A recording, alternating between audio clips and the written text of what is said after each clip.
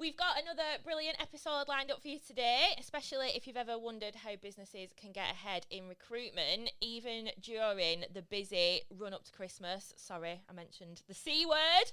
I'm Vicky. I am the manager of Fresh Perspective Resourcing. We are a recruitment company with a twist based in Chorley in Lancashire. And today I have a very special guest with me. If you've been a fan of the podcast for a long time, you will remember her. We have Emily Leyland. Hello, Emily. You do need to be a really old fan, don't you? It's been a while, hasn't it? It's been a while, yeah. I think it might have actually been 2 years, so it might be more.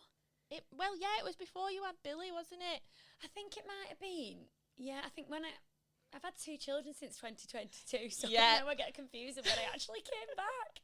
What are the dates? But Brooks is nearly 2, so I think it has to be over 2 years ago. I think I did a few in between. Yeah, because I think we did like 100th episode and things like that. Yeah, gosh. So it's been a while. 100th episode, what are we on now?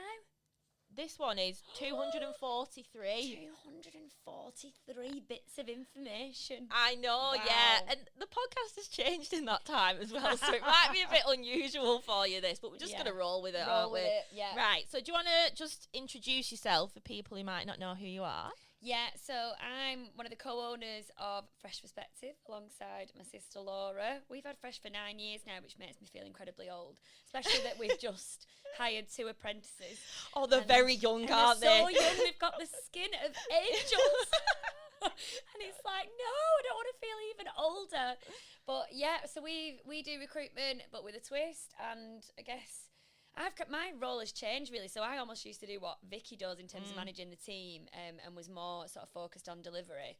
And then we appointed you when I went on maternity leave for the first time, which was 2022, I think. Yeah, it will be, because I started in 2021. Yeah. So we progressed Vicky very, very fast. Very quickly. Because she's amazing.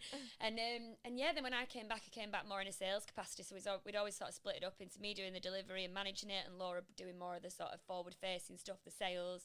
And I sort of came back and filled the sales gap, which was really weird because it was, as much as I'd done a bit of it, it wasn't my sort of bread and butter. So that was quite strange. And then, it stayed the same since coming back after having my little boy as well. So, I think my main job in Fresh is bringing in clients, helping them, doing lots of different training, all that kind of stuff, but we all get involved in a bit of everything, don't we? Yeah, we all get involved in tons of stuff. You created this podcast though, didn't you? I did. Like way back in the day. Yeah, I did. I remember getting all the kit and trying to learn how to use Audacity and getting every single pillow out of my house and like padding the room my front room in order so that the sound sounded all right. And I think we had an Aperol. Did you? Oh, we should do that. Oh, yeah. That would be great. And we should do this in the summer. That should be a theme for the podcast in summer. We might start needing to recording them in the evening though. I don't think I could cope with an Aperol at 10:30 in the morning. No, and then go back and do some recruitment. It wouldn't happen, would it? Definitely not. No, but yeah, it's been a long time, and I guess then it was more. We used to chat a lot more about what we were up to, and probably people like probably didn't care. Assume that people wanted to know what was going on in our daily lives. I think we'd speak about that for like 20 minutes at the start, and then 10 minutes just talking about, this is what you're here for. Yeah, and then when I left, it's now become more professional. We try. I mean, we try. Which is good. We do try, and the whole podcast is a bit more professional. We've got our little microphones and our little, I don't know what that didgeridoo it's like a dashboard didgeridoo. Yeah, that records it all for us. So, so Emily knows a lot about recruitment. Yeah. Hence why we're going to be talking. Thank goodness. About recruitment. About other stuff. No, so she's got wealth of knowledge about this. So you're the best person to be talking to about this. And I can actually put some input in. Oh my goodness. As well, because I know what I'm talking about. Wealth of knowledge now, 100%. Yeah. So today we're going to be talking about why hiring before Christmas is the best time of year to hire to get people in for the new year, because I think people think that everything just kind of shuts down before Christmas. Falls off a cliff. And it does not. And obviously, I love talking about Christmas as well. I know, because you are Mrs. Christmas. I am, it's my favourite time of year. And people will probably be hating on us for using the C word right at the beginning of October, but we could use a worse C word. We could. We won't. No, we definitely won't, because I'm pretty sure like Spotify or something will just ban us off there if we At we least we'd use know that that word. people are listening, though. We would, wouldn't we? Just like slotted in every so Yeah, often. Yeah. We may lose listeners. We might gain. We We might might gain listeners, but we're not gonna. No, So don't. keep it clean. Yeah, don't start like shielding your kids' ears if they're in back of car listening. No, this to- could be worthy. You know, they of children as well. So yeah, and dogs. We've got Lenny here too. Lenny wants to listen to some recruitment tips. So Yes, so he can all maybe listeners. help us. yeah, are you Yeah, gonna 'cause- help Lenny? At the moment, he's just sleeping. Yeah. So we are rapidly heading towards the end of the year. I don't know how we've got to this point. No, I don't. But like I said before, a lot of people assume that. A lot of businesses assume that people stop looking for jobs at this time of year. Yeah. Is that true, Emily? No, it definitely isn't. And I think, I mean, I am not an organised person, so I'm the person that Christmas just falls upon. And then I think, oh my goodness, I need to sort presents out for the kids, I need to buy presents for family, all this kind of stuff. But, you know, I'd say a lot of people are organised. They start planning it early doors, you know, start thinking about it at the end of summer. I mean, I went to Aldi the other day and all the Christmas stuff's there. And I just think that's a bit weird, because I'm like, there is Halloween in between. There is, And I yeah. feel like Halloween, I really like it. I like Halloween as the time of year, and I feel like it's Overlooked, overshadowed. yeah. Overshadowed by Christmas. But if you are an organised person who gets ready for Christmas, or that is part of your household, then you should be doing it for business as well. Yeah. And if you're not doing it for either, then you need to have a word with yourself, like me.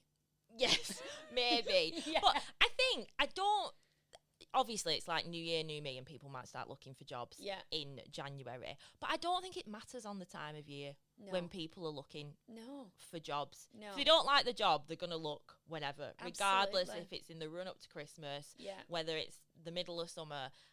It's a continuous Course thing, it is. isn't People it? are unhappy, or they want more, or they feel undervalued, or, you know, it's a salary issue or a toxic workplace or something like that. These issues present themselves all throughout the year, and therefore, you know, whether it is an active candidate who's on the job boards, who's, you know, consistently searching because maybe they do feel really unhappy, or it's someone who thinks maybe there is something better suited for them, they're still going to be, you know, slightly curious throughout the year. And I think when you said about new year, new me, that would you not rather be in a job in January? Otherwise, your New Year's resolution for new year, new me is going to start probably in March. Well, yeah, if you think about the Yeah. time frames of how long it takes. Well, it's yeah, not- and notice periods and stuff like that. Whereas we were talking to somebody who's come on with a couple of sales roles, so we're helping them find salespeople.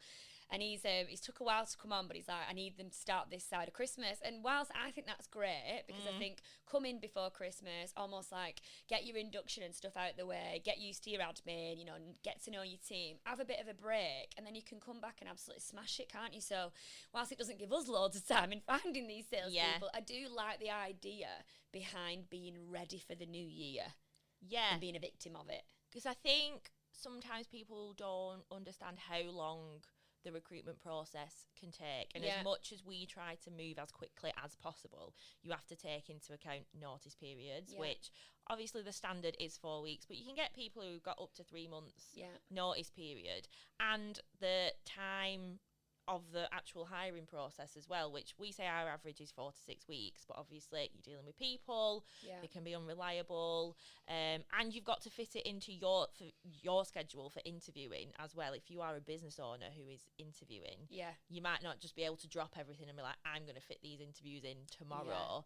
So it can take a while, and especially if you want to find the right person. Well, that's what matters, isn't it? Yeah. I remember Tom, one of the guys who works for us, he's like, I wish that our hiring manager's job was only recruitment, because he said, obviously our job is recruitment, our job is filling these vacancies for you, but then the people who we're dealing with, the clients, the candidates, obviously that isn't what they do day in, day out, so ultimately you do have to fit in.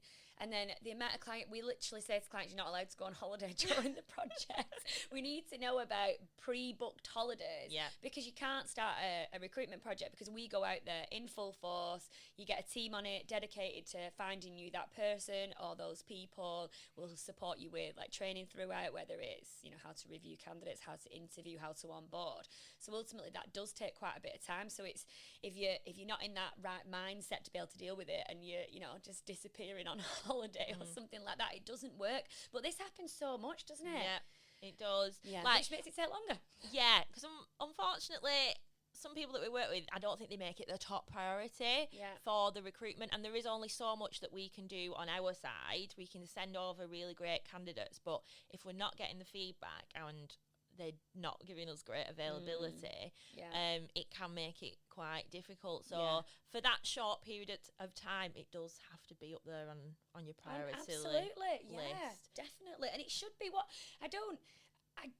for me, I find that's probably quite a frustrating thing for me, because it's like, if you want to do it, then why would you not put all the effort into it? And I think, you know, almost like you do need to create space to do it. We know it's nobody's day job unless you're an internal recruiter and working for a business or potentially HR. We know that it's not your day job, but there's almost no point in just doing it half-heartedly, because you're not going to get the results that you need. No. You do need to prioritise it. And this is why we get people who, I spoke to a company the other day, and she's like, oh, I've been told to speak to you as another recruiter. And she was kind of putting me in the group of other agencies. And she was like, so what I've said is, we're just going to do a 17% flat fee. Just send us what you can and we'll see what happens. And I just said, you do you, because I'm okay for that. Because if that's what you think recruitment is. And she was HR, and we got on really well, so there was no animosity or anything like that. She was just saying that the FD was just constantly sending her recruiters because they were recruiting on LinkedIn. But I was like, listen, you do what you're doing, and if you feel like you want to do something different, you want a refreshing approach to recruitment, you want quality over quantity, you want to limit these conversations that you're constantly having with recruiters, then come back to me then. And she was almost like, what? Shocked. Just like, just tell me a little bit more about how you charge and what else you can help us with, because her interest was piqued, because we're not falling over ourselves to work like that. Whilst we know we could help them, until they're of the mindset where recruitment is a priority and not just something that is blagging them and just an inconvenience, then we won't be able to help them until they kind of realise that. And whilst we can coach and talk them through that process and make them understand why they should prioritise it, we can't force them into it. No, we need them to work with us on this, don't we? Yes, definitely. So, as a business, how can they get ahead of the competition and stand out to candidates looking for the next venture? So I do like giving examples, because I think it's easier to, especially for me, if someone gives me an example of something, I find it easier to visualise and then decide if I quite like the example. But we were delivering some training recently, and all this group of people, there's about 12 of them, and they really hate their HR system. So they've got a HR system, and then it spans out to recruitment, but I think the recruitment bit's rubbish. So whilst the HR bit's good, it isn't like an ATS, which is an applicant tracking system, which is what we use, what most recruitment agencies would use. But I do think it's worthwhile for companies to have it. I mean, you can get job adder, I think it's 90 quid a licence. Yeah, and if there's only one of you doing it in your company, and I'm sure you could share it, because if you're not recruiting all the time, I don't think it matters if people are going to be logging into it. Yeah. But they were saying, oh, well, we don't need to make this change yet because we're not currently recruiting. And I was like, no, this is the opposite to what you should be doing right now. You're not recruiting. You're just doing your day jobs, which is great. But if you're then going to be recruiting in the new year, because they're waiting to recruit until the new year, then why would you then want to figure out about how to use an ATS, implement a new thing, be able to train people on it, like figure out the different processes that would need to fit with this particular piece of software? And it's all that, it's for us, that is madness. But I do get it, because if you're a software developer or, you know, an IT manager or something like that, you're not going to be thinking about proactive recruitment until you have the need to recruit. Yeah, and then you're on the back foot then, aren't you? And then you're on the back foot, and then you're emotional because you're stressed. And you make the wrong decisions, potentially. Yeah, absolutely. And so for us, to answer your question, I think, you know, take this company as an example. They don't like their recruitment system, but I also think it's amazing that they have one. Most of our clients don't. But I would get HR or the people team to maybe look into a recruitment system, get it implemented, do some bits of training, usually quite simple to use, so can't imagine it would take you that long. And I would almost start there. Or if you don't think an ATS would fit with you, I would maybe just get an Excel spreadsheet, even though I hate them. Oh, me too. I can't use them properly. I can just type things in and that's about it. Oh, yeah. I literally can't stand it. Especially the one, my budgeting spreadsheet with all the formulas on it. Oh, I try and add new columns and then it messes up the budget. So I just have to go back to what it was before. And I'm trying to figure out if I can afford Christmas presents. I need someone to write a formula for me.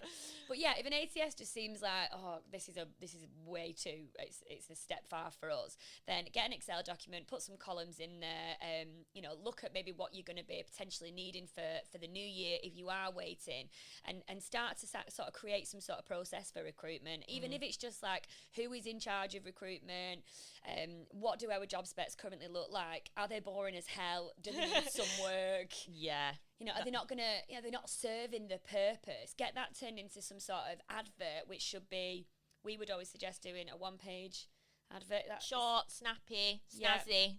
Yeah, interesting. Get some decent keywords in there. I would get all that stuff sorted, and then, you know, have somebody who's in charge of it. Make sure your hiring managers are all on the same sort of page when it comes to the expectations of recruitment, the process. And again, I don't like the word process as a naturally unorganised person. No. I don't like it, but that doesn't mean that I don't understand the need for it. Yeah. So even if it's just like a 5-step process, someone's left or we're growing, who's in charge of this? Can we double check the job spec?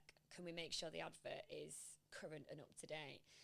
Who's going to be reviewing CVs? Yeah. Who's going to be doing the screening calls? Who's going to be doing the interviewing? And take them through the process like that. And I think if you've got that, then you're winning, aren't you? Because that process will still serve you next year. It will still serve you if you're doing reactive or proactive recruitment. But then, if you do feel like you want to wait till the new year, I would just get all this stuff done. But I would start looking sooner rather than later. Yeah, I was gonna say, like, you probably want to be getting your adverts out like now, if you want people to start in January. Yeah, because we see it every year, don't we? In December, so many people start panicking and they're like, I need new people next year, and we're so busy in December because people are like, the day before we usually break up for Christmas, we get so many clients coming on board because they're just like, oh my God, I've left it too late and I need to do this next. So don't be like them people. And this is why we're doing this. Yeah, it is. Podcast. I know. And you think, oh, it's like the beginning of October and there's 3 months till the new year. Yeah. But when you take everything into account, those 3 months will get filled up and... Oh, definitely. Yeah. And I think you've got to understand as well, like, if you're... It's almost like going to the gym in January. It's the worst time to join for me. Oh, yeah. Because it's so busy. Yeah. It's just horrendous, whatever time you go. And, you know, gyms aren't... If you're not necessarily a majorly confident gym person, then to start... And I get it, new year, new me and all that kind of stuff. But it's like, it's so busy. So almost, if you are a bit nervous about doing that kind of thing, you're going to be... Oh, you're just going to be up the wall with anxiety, aren't you, about approaching this? Right, I really wanted to get fit in the new year. But ultimately, now I can't go to the gym because it's absolutely rammed. It's almost the same. You're fighting for space. And it's the same with recruitment. You're fighting for talent. So if you're waiting to do something when everybody else is doing it, then surely you can do the maths behind it that you're not going to have the kind of, I guess, a range of candidates that you would have because everybody else is looking. And it's not like you probably won't have your pick. The candidates, it's like the ball's in their court, really, isn't it? Because there's so many opportunities to choose from, and they're really having their pick, aren't they? Absolutely. What they want. Yeah. And I think candidates have, since lockdown, I do think candidates, and we do say it quite a lot, you know, candidates are calling the shots, and part of me thinks that's good because candidates have always kind of been the underdog in the recruitment process. Yeah. You know, they're the ones who get interviewed, which is something we really, really don't agree with. We always say it should be 50-50. It's just as much about the client and the Mr. or Mrs. hiring manager as it is about the candidate. But so I kind of agree and respect the shift that candidates are calling the shots, but then I do think candidates are probably going a little bit overboard, wanting to work from home 5 days a week. Yeah, a little bit demanding. Yeah. Shall we say?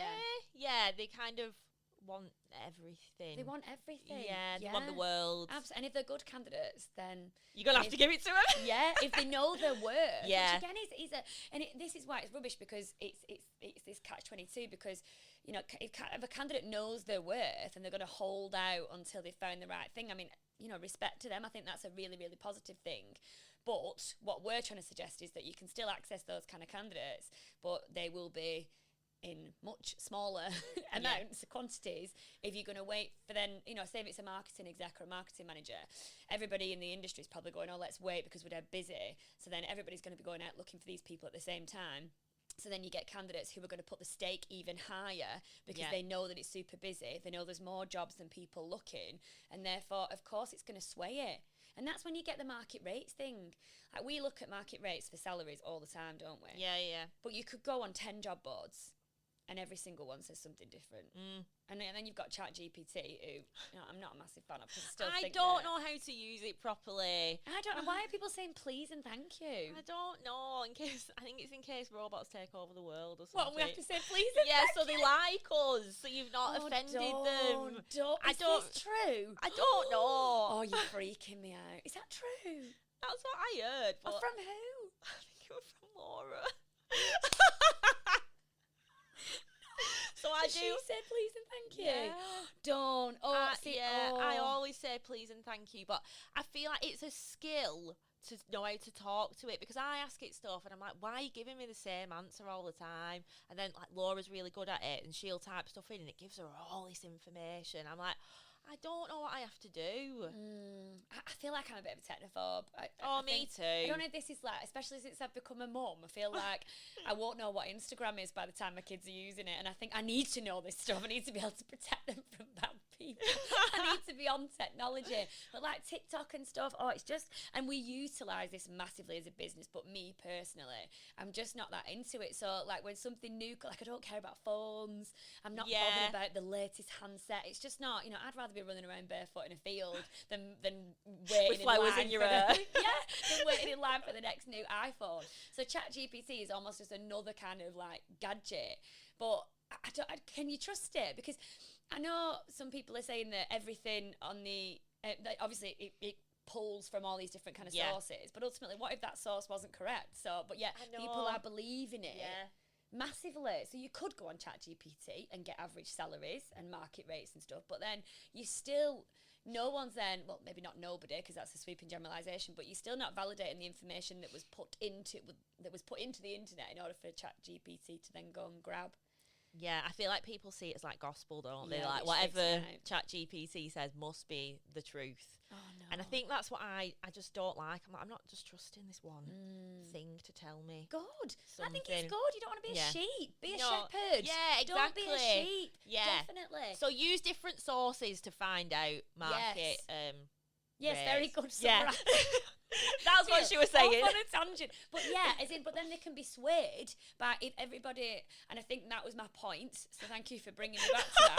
But if you wait until a time when it's the busiest time of the year for recruiting is because most people have said, let's leave it until then. Yeah. But a lot of our clients do listen to us and do start in December, but that's why we're putting this out, because we want you to start sooner than before December, yes. Because it's just absolutely rammed. But if you are waiting, the market rates are so swayed because the candidates are hiking up their price. Yeah. Because the demand for them is greater than any other time. So for a role that might have been 50 grand, you're probably going to be paying around 60 grand for it to get a good candidate, or you compromise on quality. So none of it makes sense. No, it doesn't. And I feel like if you're going to wait till January as well, it will probably take a lot longer to hire than if you started now. Yeah. Yeah, especially if you're going to hold out for somebody. I mean, if your expectations are very high, then you might be all right. Yeah, depends what you're looking for. Yeah. So next question is, when is the best time to post adverts? So obviously, I've said now. Yeah. But in general, and in the lead up to Christmas, when would you say? Yeah, I think you're absolutely right. You need to get ahead of the curve. If you do have a need that you are thinking about hiring in the new year, then go live with it now. Always work backwards. So I'd always say to clients, when do you want this person to start? Okay, I need them to start beginning of December.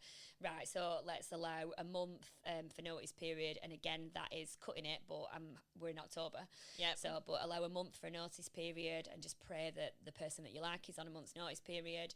Usually I would say obviously allow for more time, but with a deadline. And then allow a minimum of like 4 to 6 weeks if you can. So that does minimum, mean starting now. So if you start now, you've got a good 2 months to be able to kind of do that. And then just in case you've got a dropout or something like that, you've got, about 10 weeks or something like that to play with.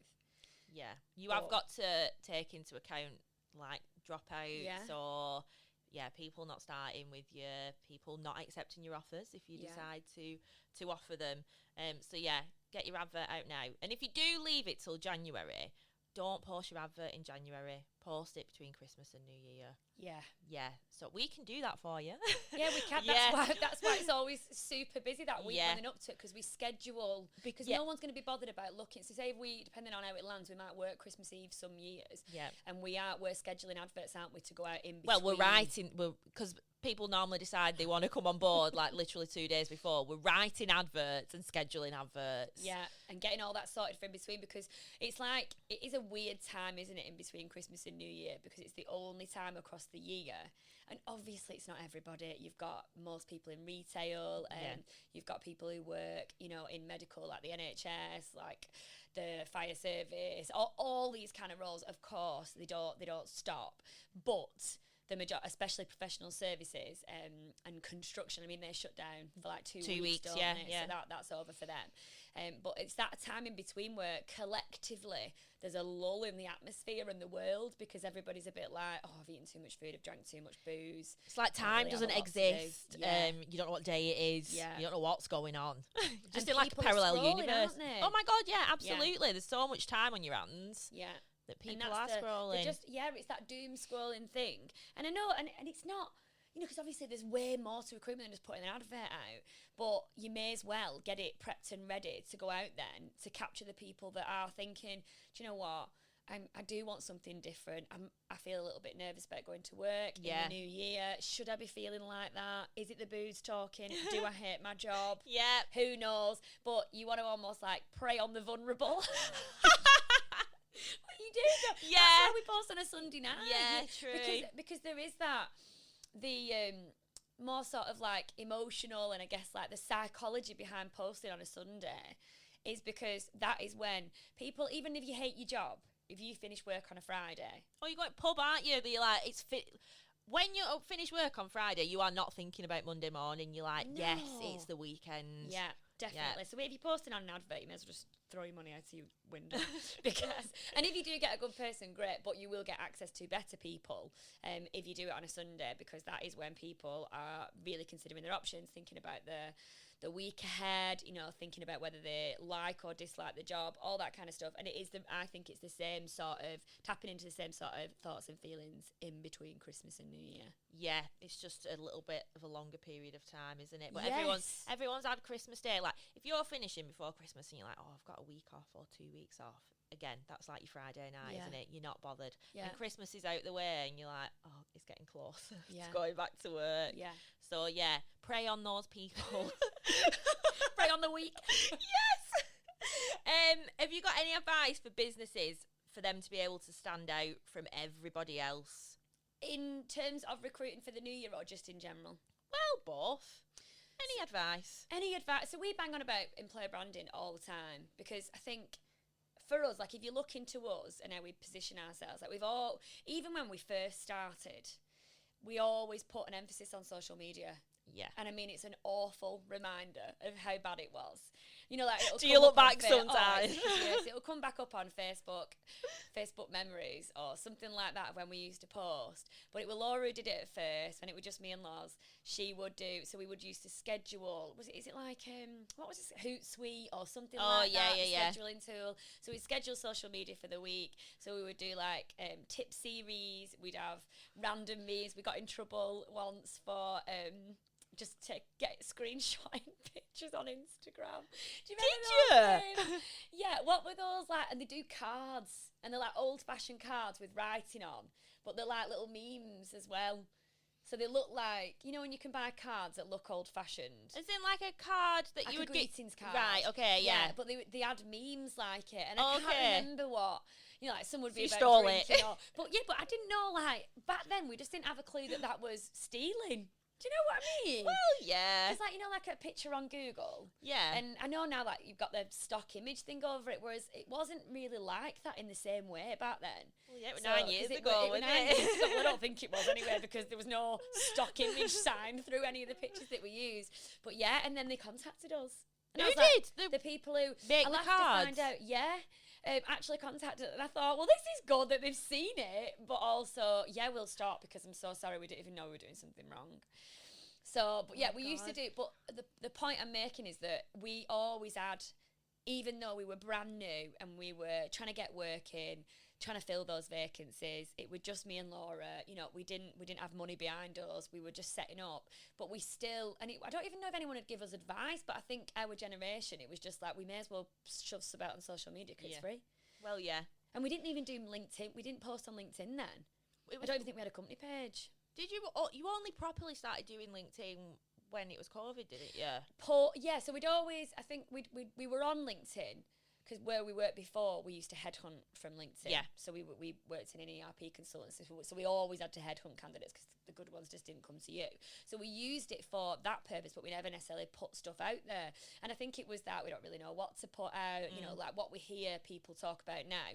And I think we did have a company page before lockdown, although I can't remember exactly. I'm sure we did, yeah. And I think we did post it, but we never did anything as extreme as we did in lockdown because it was like, the business has fallen off a cliff. What we're going to do? How we're going to survive? So we decided to become just everywhere you possibly turn, we needed to be, so that when business did pick up and people needed to recruit again and we were able to spend money and office life kind of returned, that they thought about us, and it really, really worked for us. But I guess we've always had this massive emphasis on employer branding, and whether we titled it as that then, I can't remember, but it's that we wanted to be seen by as many people as possible, not just clients who would come and work with us from a sales perspective, but candidates as well, that they could trust us, that we were different to the recruiters that they, you know, had bad experiences with and that kind of stuff. So for me, I think how to stand out is utilising the free stuff, getting out there on social media. But before you do any of that, you almost need to do like a values piece.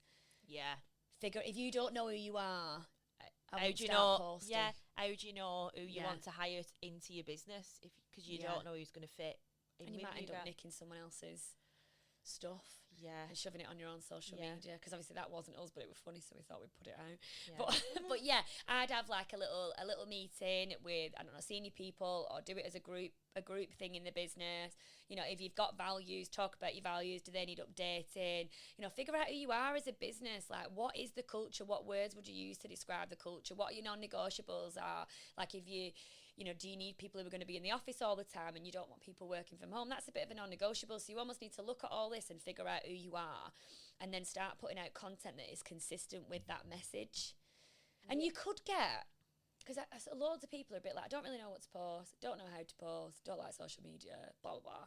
But you could get a social media, like digital marketing apprentice, which is giving back. Or if there's anyone in your business who's like into that kind of thing and wants to get into it, because obviously we had Rach, didn't we? So she was on the delivery team. She still is. She still does half and half, but she does our marketing now, doesn't she? Because that is something that she wanted to get really into. Good point. Yeah, ask people like what are they into? Would somebody want to do this? Because especially if you've got, like, again, this is stereotype, but if you've got quite a young workforce, or you've got some young people in there, most of them will be using social media and will probably do it a lot better than you. Like what people play out on TikTok. I remember once trying to make a reel on there. Oh God, I've tried. We used to try and make them when I first started, and I look back at some of them, I'm like, what the hell are these? Do you know, like the little pointy ones where you put the words on? I'm like, oh, this is so embarrassing. Like and you dance. You're dancing and pointing at words that aren't there, and then you put them on the screen. I'm like, oh, these are awful. Yeah. But it's content. Yeah. And I think even if you're putting out stuff that you do feel might be a little bit cringy, I do think it's better to put something out. I do think it's better to show up. Yeah. And be out there, as long as obviously it's not, you know, dark, scary stuff. Or like, you know, you're talking about like religion and, you know, like politics and stuff that you do, controversial topics, I would always say steer clear of, unless it is a part of your recruitment process, which it could be. So we've got a few clients who are quite heavily religious, so I would say that your content would need to be suitable for that, because the people who they recruit don't necessarily need to be of that faith, but they need to respect it, don't they? Yeah.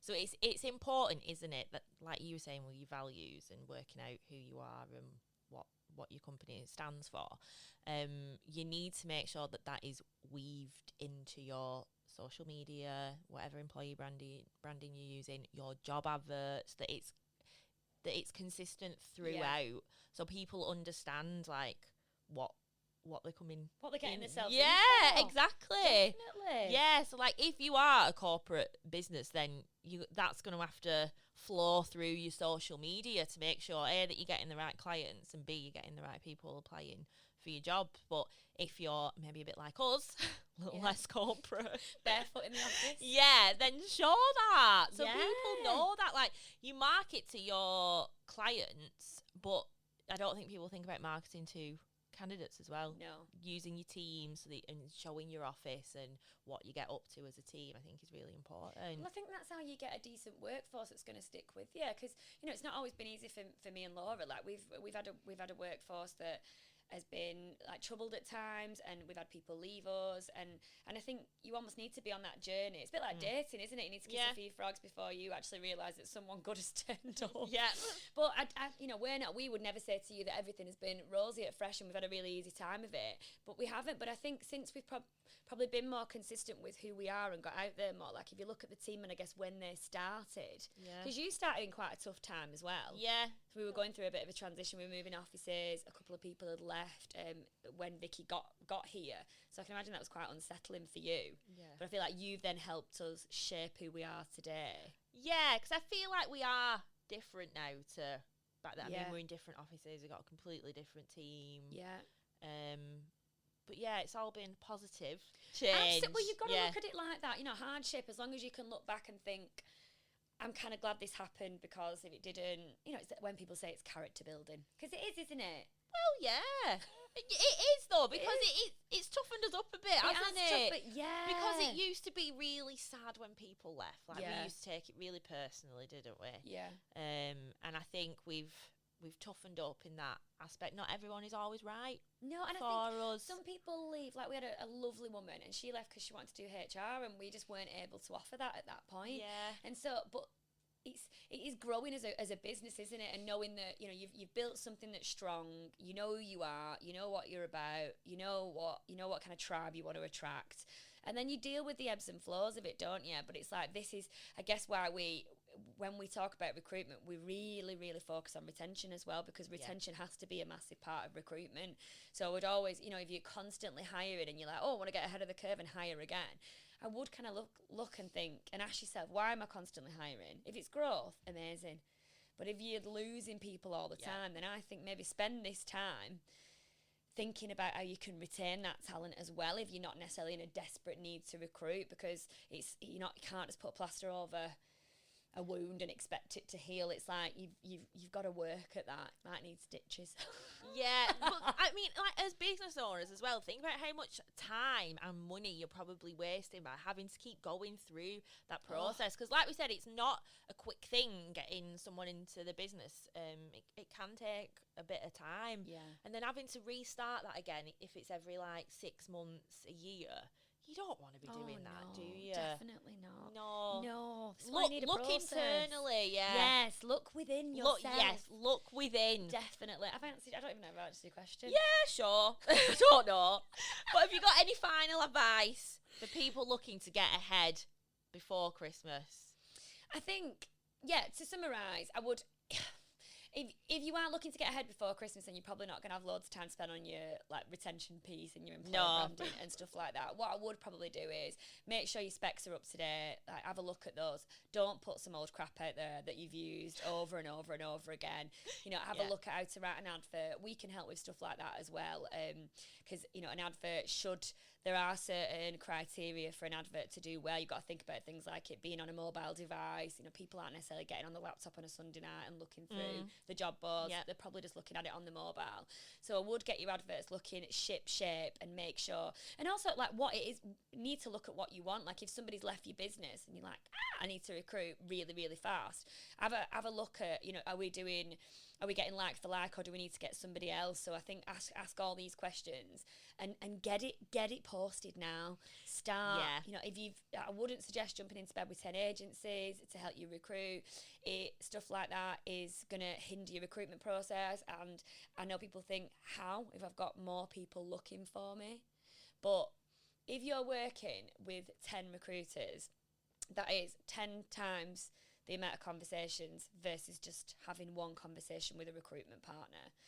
And you've got no idea what's being put out there because it's not transparent. So you don't know what advert they're using. They won't be using yours because they'll anonymise it. So you've got no idea what the advert is. You won't necessarily know what salary it is. And then all those candidates that they speak to are then speaking to other recruiters who haven't got the job. They might be saying, oh, I've got this on the go, because recruiters will ask you. And then you could get speculative CVs through, which you could end up like agreeing to terms on 30% or something like that. But then also it stops people from approaching you because they might be told that they've already been sent. It's a bit of a dodgy thing in the industry. And I know that might not make a lot of sense, but it does happen. So say if I was job seeking and I've spoken to a recruiter and they're like, oh, I've already, I think your CV's already been sent there or something like this. And the chances are it might not have been, but that recruiter could be ring fencing the market. And this is the dark side of recruitment. And I do think that's probably an episode all on its own.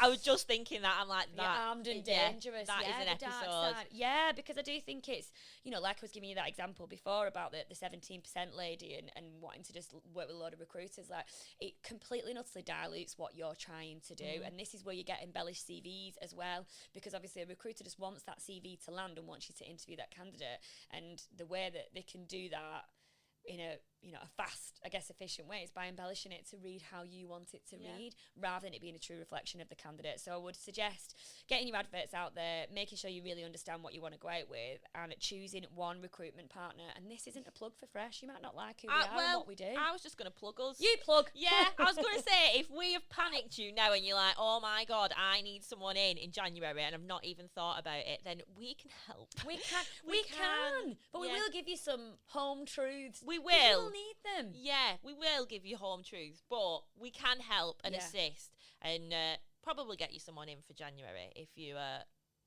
get in touch now. Yeah. Don't get in touch in December. If you got in touch now and we had a conversation, you could probably have someone dependent on what it is. Yes. Depends how niche the role is. Obviously depends how niche the role is. Yeah, but you could potentially have someone in this side of Christmas, but you need to pull your finger out. Yeah. And crack on. But we can work pretty quick for you. Yeah. So get in touch and see what we can do. Yeah, absolutely. Yeah. And that's and our hold advice. Your hand. We will. We'll guide and support you through the whole thing. Oh, yes. Right, Emily, that's all your questions. Is it? Done. Lovely. Have I done a good job? You have. Really good job. Have it's I? like you've never been away. Oh, thank you. Yeah. We are just going to play a game before we let you go. It's called Fresh or Stale. Right. Do you know how it works? Ish. Okay, so I'm going to give you some phrases. Yeah. And you're going to tell me if they're fresh, thumbs up, or stale. Okay. Thumbs down. So do I need to explain why? You can give a bit of background, yeah. Okay. So, stinky food in the office. That isn't me chomping, that's Lenny.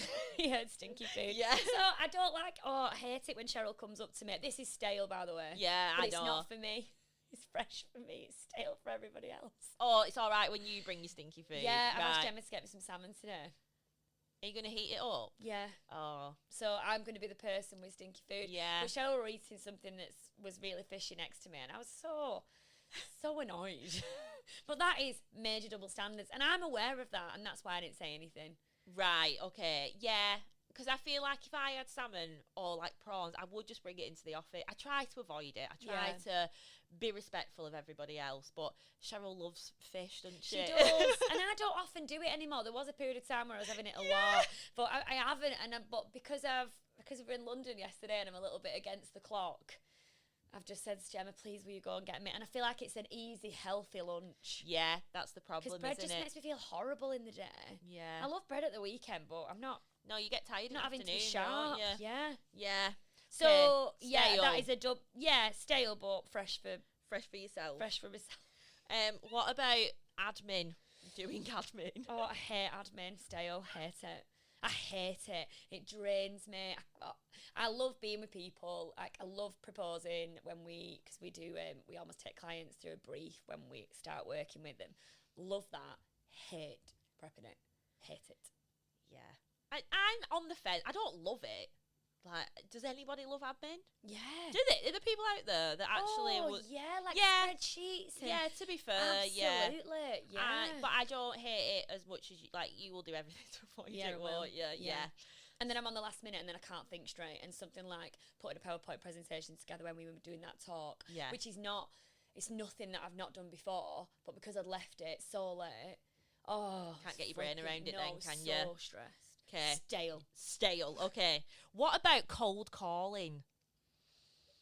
I feel like yours is like moving up the ladder. Yeah, I feel like fresh because, and do you know what? Anyone who cold calls me, I'm really nice. I always hear them out. Lovely on the phone. I'm like, because I just think it's such a hard thing to do. But some guy said to me, it's like, because he was listening to how we work and how different our approach is, and he said, you are doing them a disservice by not ringing them.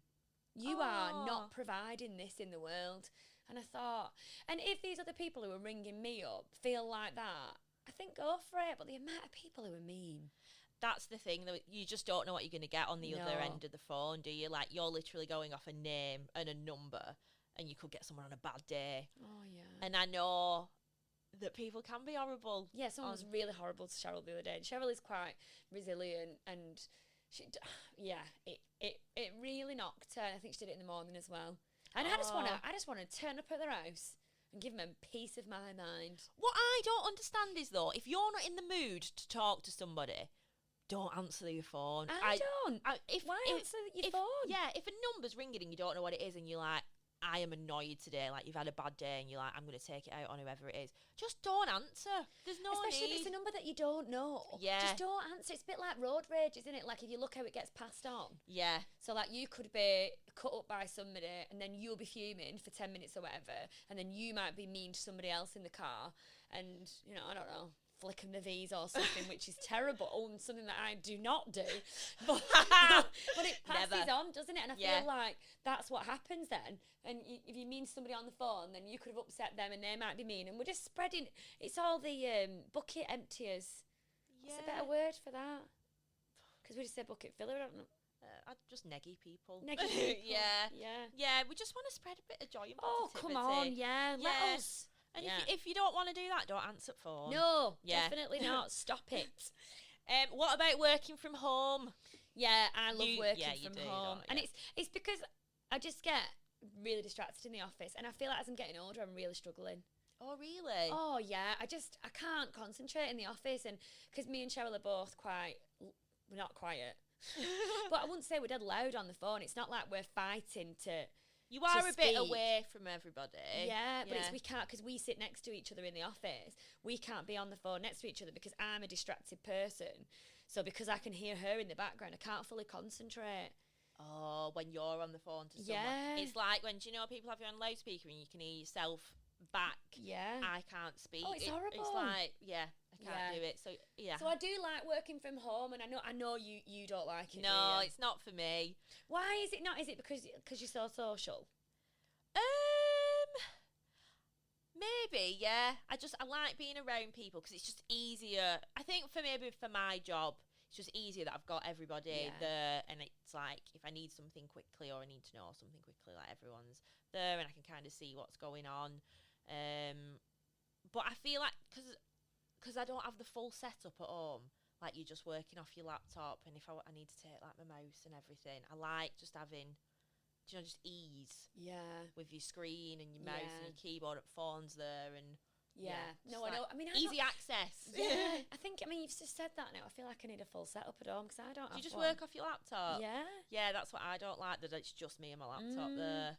I think it slows me down. It's not ideal. It definitely is more convenient working on your full setup, but I just don't really think about it. It's weird, isn't it? Because I probably can concentrate more on admin, like putting proposals together, writing stuff. Like, because if loads of our clients come to us and they don't have a job spec written, so I almost have to interview them, but then I need to put that into it's hard a work, format, isn't it? that makes sense. Because just because it's in your brain doesn't mean that it's a job spec or an advert. Like it could be a lot of mush that you just need some help with. So you've got to make that into a proper document. Oh, and I can't do that with distractions. So I'd say fresh. Yeah, you do. That like is the it, answer. Don't you? Yeah. And then the last one is karaoke. Oh, Fresh. Love So karaoke. Fresh. But before I worked at Fresh, that was so stale to me. Really? Yeah, wasn't a fan. I think I'd done it like once. And do you like it now? Yeah, when I've had a drink. Yeah. I wouldn't do it if I was sober, whereas I feel like you may do it while you're sober. I would do it, yeah. But I actually really enjoy it. Oh, yeah, me too. Yeah, it's really good. What I love about karaoke so we would always suggest it as a bit of a team thing. And again, so you might hear that and think, oh, but what if there's people who don't want to do it? Like, there's a couple of our team who won't do it. Yeah. And there's no pressure. They say, I really enjoy watching everyone make my God, an they absolute love tit it. out of themselves. Like, love all that. So it's not, I don't think it singles people out, but I love when people who you wouldn't necessarily expect to do it. Like, Lindsay is she's not introverted or anything like that, but you wouldn't expect her to get on the mic. She doesn't drink anything, so she's fully sober when she does it. And she's just like a performer. She's so good as well, isn't she? I love watching her when she gets up. She makes me cry sometimes. Yeah, because she does slow songs. Yeah, she likes to do some emotional songs. Just what you need when you've had a few scoops. I know, yeah. So I'm there like bawling my eyes out.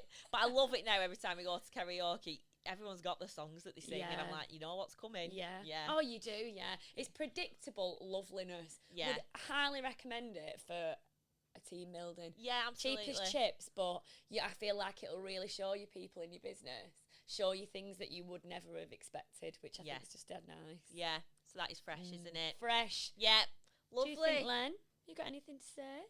Do you have anything to add, Leonard, before we go? He's been really good, apart from a bit of heavy breathing down the mic and some licking. As long as you know that's not me. Yeah, it is Lenny. But yeah, we're done. So thank you very much for joining me, Emily. Thank you. You need to come on more often. Oh, really? Yeah, Was you it do. good? Yeah, well, I think like so. I've been a bit professional, though. I mean, I Do did you? say tit, and now I've said it twice. But that's the only thing I've done that's not professional. I feel like I've been quite polished. Yeah, well done.